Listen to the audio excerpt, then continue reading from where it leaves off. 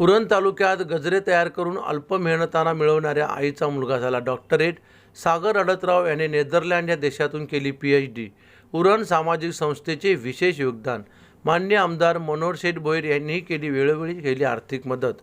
वडील रिक्षा चालवणारे आणि आई घरी गजरे तयार केल्यावर मिळणाऱ्या तुटपुंज्या उत्पन्नावर म्हणजेच अतिशय गरीब परिस्थितीवर मात देऊन सागर अडतराव या होतकरू मुलाने नेदरलँड या देशातून डॉक्टर ऑफ फिलॉसॉफी ही पदवी मिळवून आपल्या आईवडिलांचे नाव रोशन केले.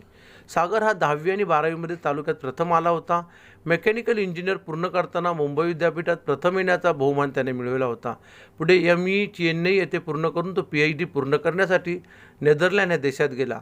आज त्याने ती पदवी यशस्वीरित्या पूर्ण करून परदेशातून PhD पूर्ण करणारा तो उरण तालुक्यातील पहिला मुलगा ठरला आहे.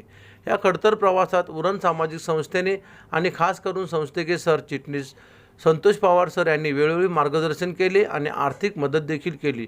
मान्य आमदार मनोहर शेठ भोईर यांनी तर जेव्हा जेव्हा गरज होती तेव्हा तेव्हा सागरच्या शिक्षणासाठी सरळ हस्ताने कोणताही विचार न करता आर्थिक मदत केली. प्रकल्पग्रस्त शैक्षणिक संस्थेचे अध्यक्ष दिनेश घरत, JNPTचे विश्वस्त कॉम्रेड भूषण पाटील, उरण सामाजिक संस्थेचे अध्यक्ष सुधाकर पाटील, विवेकानंद क्लासेसचे शेळके सर, नगरसेवक अतुल ठाकूर, नंदन पानसरे, उरणच्या असंख्य विद्यार्थी पालक यांनी केलेल्या आर्थिक मदतीचे सोने झाले.